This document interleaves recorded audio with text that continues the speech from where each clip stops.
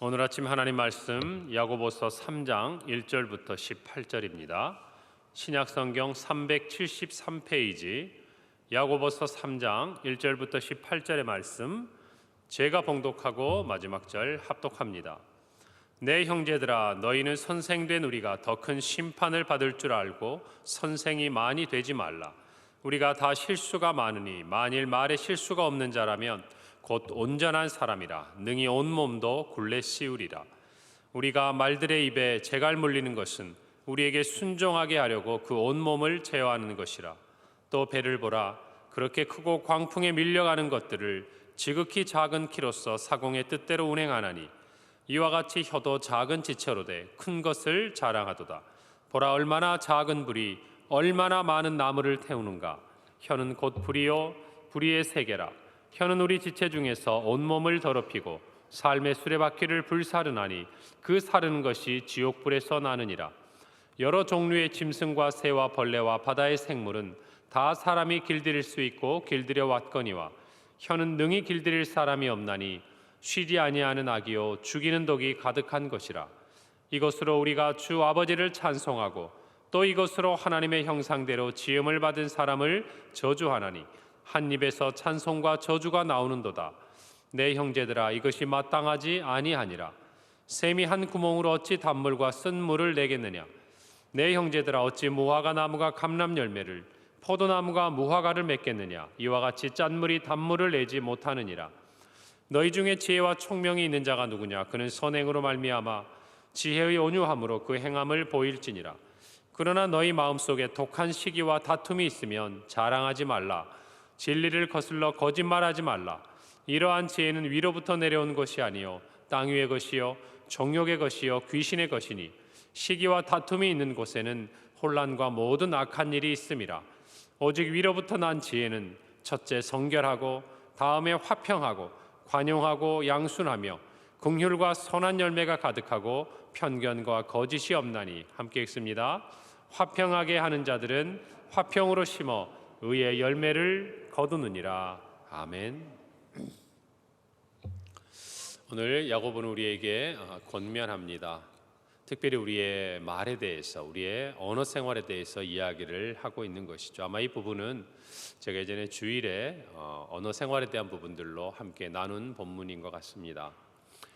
우리가 신앙 생활을 하면서 또 우리가 삶을 살아가면서 가장 아쉬워하고 또 후회하고 탄식하는 부분이 있다면 아마 우리의 말에 인한 실수들이 아닐까라고 생각을 해봅니다. 말은 한번 엎질러지면 다시 담을 수 없는 물과 같이 한번 우리의 마음에 급하게 말들을 쏟아내고 나면 그 말들을 주워 담기 어려운 경우가 참 많습니다.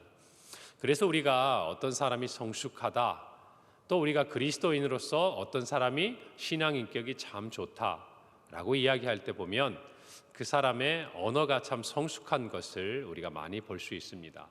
아무리 좋은 말이고 내용이라 할지라도 그것이 표현되는 것이 거칠고 사람들의 마음에 상처가 된다면 그 말은 덕을 세우기가 어렵다는 것을 저와 여러분은 잘 알고 있습니다. 왜냐하면 우리도 누군가의 그 말 때문에 많은 상처를 받아본 경험이 있을 뿐더러 또 우리가 알면서도 또는 모르는 가운데 누군가에게 많은 상처를 준 경험이 있기 때문입니다.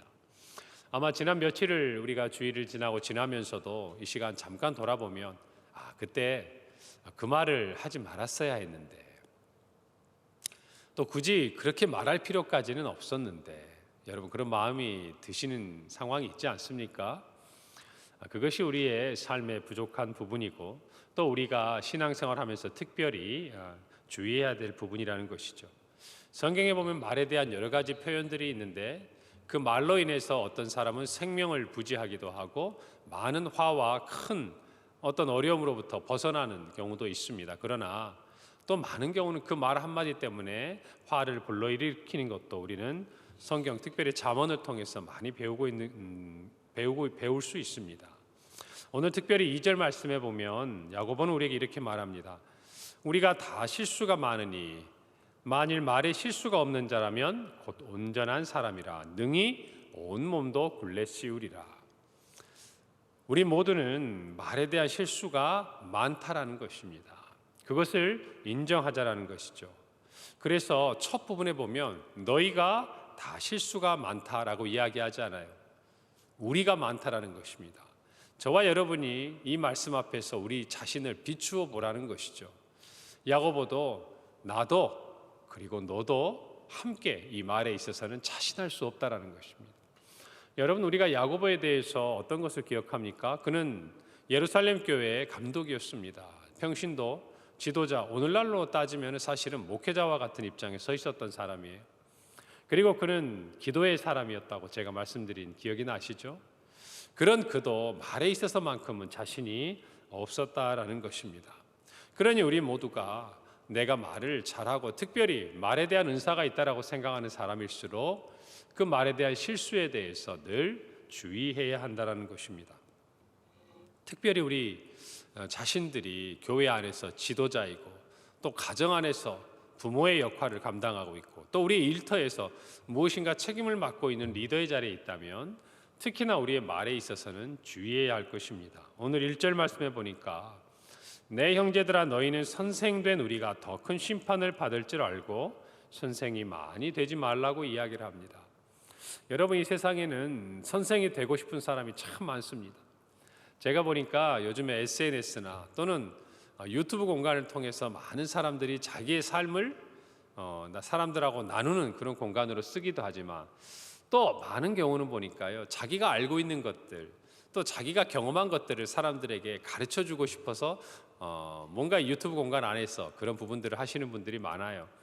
굉장히 유익한 부분이 저는 많다고 생각합니다. 신앙적으로도 우리가 그것들을 또 잘 분별해야 될 필요는 있습니다. 왜냐하면 그 유튜브 안에 있는 공간에 나누어지는 정보들이 무엇인가 검증되고 우리가 믿고 받아도 되는 그런 것만 있는 것이 아니라 잘 취사 선택해서 우리에게 도움이 되는 것들을 잘 찾아야 되기 때문이라는 것이죠. 근데 그걸 보면 참 사람들이 재밌어요. 뭐냐면 자기가 경험하고 자기가 알고 있는 것들을 정말 열정적으로 가르칩니다. 그걸 보면서 제가 오늘 본문 생각도 한번 해봤어요. 그래, 누구나 참 어떤 사람에게 무언가를 가르치고 선생이 되고자 하는 욕구와 열망이 있는 거구나. 그리고 그것을 위해는 참 열심히 하는 거구나.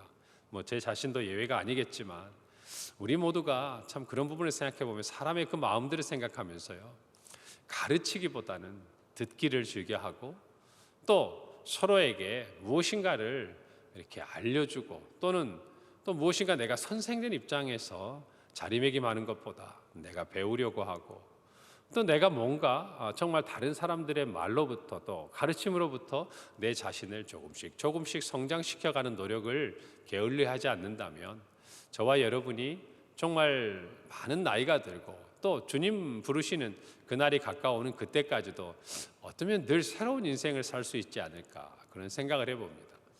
그러니까 제가 이렇게 보면요, 사람이 나이가 들어갈수록 뭔가를 좀 배워야 할 것 같아요.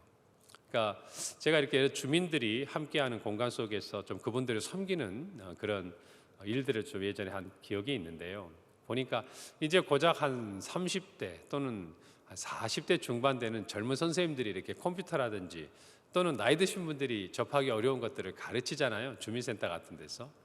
근데 머리가 지긋하신 한 60, 70대신 어르신들이 오셔가지고 선생님 그래요. 그분들의 마음이 이렇게 젊게 사시는 거예요. 무엇인가 배울 수 있다라는 것이 그런 것 같더라고요. 저와 여러분도 오늘 이 말씀을 통해서 우리가 어떤 경우에는 선생이 되어야 합니다. 가르치는 자리에 있어야 합니다. 가정에서 우리는 마땅히 자녀들에게 신앙을 가르쳐야 하고 교회에서도 다음 세대에게 바른 신앙이 무엇인지를 알려주어야 합니다. 그러나 또 한편으로는 저와 여러분이 그런 사명을 감당하는 자리에 있을수록 우리가 그것을 당연하게 여길 것이 아니라 우리 자신도 우리 자녀들에게 배우려고 하고요. 우리도 우리 다음 세대들을 보면서 그 세대가 생각하는 것들을 통해서 우리 자신의 신앙을 돌아보고 삶을 돌아보는 그런 지혜가 우리 안에 있으면 참 좋겠다 그런 생각을 해봅니다. 오늘 말을 통해서 우리가 배울 수 있는 것들은 말은 혀는 아주 작은 것이 정말 온 몸을 움직인다라는 것이죠. 우리의 마찬가지도 오늘 성경 가운데 예를 들어보면 조그만 말의 입에 물린 재갈이 그 큰 말을 움직이는 것이죠. 주인의 뜻대로. 그리고 작은 키가 큰 배를 그 방향을 조절하고 움직이는 것이고, 또 작은 불씨가 많은 나무들을 태운다라고 야고보는 비유를 들고 있습니다. 그러니까 우리가 늘 실수하는 것도 그런 것 같아요. 그냥 가볍게 여기는 거예요.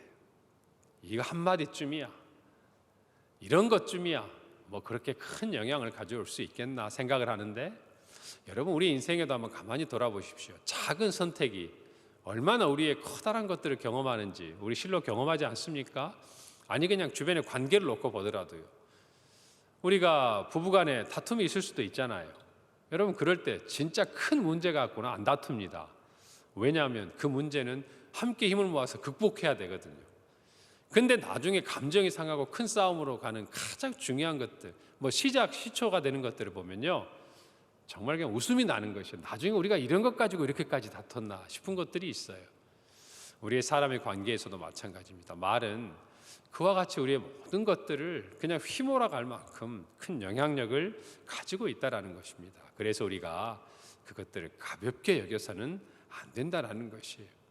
어떤 말을 할 때 상대방이 이것 때문에 어떤 마음이 들고 그 마음 때문에 어떤 생각과 어떤 감정을 경험하게 될지까지 우리가 생각하고 주의하는 지혜가 필요하다는 것입니다. 그래서 야고보는 이야기를 해요. 그러나 우리가 다 알고 있음에도 오늘 8절에 보면 혀는 능히 길들일 사람이 없다라고 이야기합니다. 그리고 우리가 하루를 지나가면서 말처럼 부지런하게 움직이는 게 또 없습니다. 그래서 혀를 올바로 사용한다는 것이 쉽지 않다, 뭐 거의 불가능하다라고 이야기를 합니다. 맞습니다. 저와 여러분의 정말 어떤 인격, 또 우리의 노력을 가지고 우리의 말을 완전히 제갈물린다? 어쩌면 거의 말을 줄이고 하지 않는 것이 가장 좋은 것이죠. 그래서 우리가 아는 대로 침묵은 금이다라는 이런 말들이 있지 않습니까? 그러나 또 한편으로 신앙 안에서 보자면 침묵을 통해서도 얻는 유익이 있지만 좋은 언어, 좋은 말을 통해서도 성도 간에 서로 얻을 수 있는 유익이 참 많습니다. 힘들고 어려운 사람, 낙심 가운데 있는 사람에게 우리의 따뜻한 또 경우에 맞는 말 한마디, 때에 맞는 말 한마디는 그에게 큰 위로가 되는 것이죠. 우리는 예수님의 모습을 통해서 많은 것들을 배우지 않습니까? 사마리아 성에서 수가성인 한 여인에게 예수님은 찾아가셔서 그녀와 대화하는 가운데 그녀의 삶을 변화시키셨어요. 베드로에게 찾아오셔서 수많은 사람들에게 능력을 보이기도 하셨지만 그 출발점이 되는 것들은 그들에게 건네신 예수님의 따뜻하고도 그 다음에 그들의 마음에 도전을 주시는 대화였습니다. 마찬가지입니다. 저와 여러분도 신앙 안에서 비록 혀와 우리의 언어 생활이 우리가 길들일 수 없고 또 어려운 부분이 있다 할지라도 그것들을 포기해서는 안 됩니다. 왜냐하면 성령께서 우리를 주장하실 때 우리를 통해서 우리의 힘으로는 불가능해 보이는 우리의 혀가, 우리의 말이 하나님의 선하신 도구로 사용될 수 있기 때문이라는 것입니다. 위로하고 격려하고 무엇보다 우리가 복음을 전파하는 일에 우리의 말은, 우리의 언어는 반드시 필요하다는 것입니다. 오늘 야고보는 10절 말씀에서 우리에게 이렇게 권면합니다. 한 입에서 찬송과 저주가 나오는도다. 내 형제들아, 이것이 마땅하지 아니하도다. 우리가 말에 있어서 재갈을 물리고 우리가 말에 있어서 길들일 수 있는 어떤 하나의 그 키를 우리에게 알려주고 있는 것이에요. 열쇠를 알려주고 있는 것이에요. 뭐냐면 우리의 이 입술이 하나님을 찬송하는 도구라는 것을 깨닫는 것입니다. 우리의 입술이 그저 단순히 우리가 살아가면서 의사를 표현하고 서로가 의사소통을 하고 내가 필요한 것들, 내가 하고 싶은 말들을 표현하는 단순한 우리의 신체적인 기관이 아니라 하나님은 우리에게 입술을 주신 가장 중요한 목적, 우리로 하나님의 찬송이 되게 하시고 더 나아가서 우리의 입술을 통해서 하나님을 찬송하도록 우리에게 이 엄청난 혀와 입을 주셨다라는 것이에요. 여러분, 그러니 우리가 성령께서 우리의 입을 주장하시도록, 우리의 입술을 주장하시도록 하시는 가장 중요한 것은 우리의 이 입이 하나님을 찬송하는 도구가 되도록 하루를 지나가는 동안에 하나님께 드려야 하는 것이에요. 오늘 아침에 이렇게 찬송을 드리고 끝나는 것이 아닙니다. 우리가 하루를 살아가면서 그냥 우리의 마음속에 흥얼거리듯이 우리의 입술이 하나님을 찬양하는 찬송이 담겨 있고 하나님의 말씀을 읊조리면서 하나님의 말씀을 암송하고, 여러분, 이런 부분들이 우리의 입술이 하나님 앞에 드려지고 온전하게 드려지는 가장 기본적인 모습이라는 것이에요. 우리가 무엇인가 절제하는 말을 하려고, 또 우리가 무엇인가 정말 우리의 혀를 재갈 물리려고 하면 할수록 우리는 깨달아요. 침묵하는 것밖에는 방법이 없다라고 깨닫게 됩니다. 여러분, 그러나 우리가 하나님의 정말 이름을 높이고 찬송하는 그런 입술로 매일매일 하나님 앞에 나아가게 된다면, 여러분, 우리도 모르게 성령께서 주장하시는 우리의 입술의 열매들을 보게 된다고 저는 믿습니다. 그리고 우리의 생각과 우리의 믿음이 그것들을 더 사모하게 한다고 저는 생각을 해요. 골로새서 3장 17절에는 이렇게 말씀합니다. 또 무엇을 하든지 말에나 일에나 다 주 예수의 이름으로 하고 그를 힘입어 하나님 아버지께 감사하라. 우리가 무슨 일을 할 때, 또 특별히 우리가 어떤 말을 할 때, 바울은 골로새에 편지하면서 이렇게 말해요. 다 주 예수의 이름으로 하라는 것이, 우리의 말에는, 우리의 어떤 일을 하는 행동에는 무엇이 걸려 있다는 겁니까? 예수 그리스도의 이름이 걸려 있다는 것이. 그것이 예수님의 증인들, 예수님의 제자들, 하나님의 백성들, 하나님의 자녀들에게 나타나는 모습이라는 것이, 저와 여러분 하나님께 드려진 그런 존재입니다. 그래서 우리의 말 속에 세상은 예수 그리스도의 이름을 우리가 그렇게 말하지 않아도 결부시키는 거예요. 우리 그렇잖아요. 우리는 예수 믿는 것 따로, 또 우리가 삶 속에 살아가면서 좀 나를 자연인으로 그냥 있는 그대로 봐주기를 원하지만, 세상이 그럽니까? 똑같은 실수를 해도 우리들에게 뭐라고 얘기해요? 예수 믿는 사람이 그럼 되냐? 우리는 억울하다고 생각할지 모르지만 억울할 게 하나도 없어요. 왜 그러냐면 그들이 갖지 못한 엄청난 상속을 받은 사람들 아닙니까?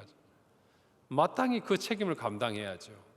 마찬가지예요. 우리의 말에도, 우리의 말에 예수 그리스도의 이름이 걸려 있다고 여러분 오늘 하루를 생각해 보십시오.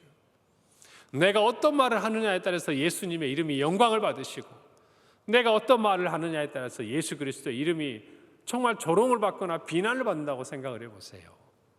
그렇다면 우리의 입술은 마땅히 하나님께 거룩하게 드려져야 하는 것입니다.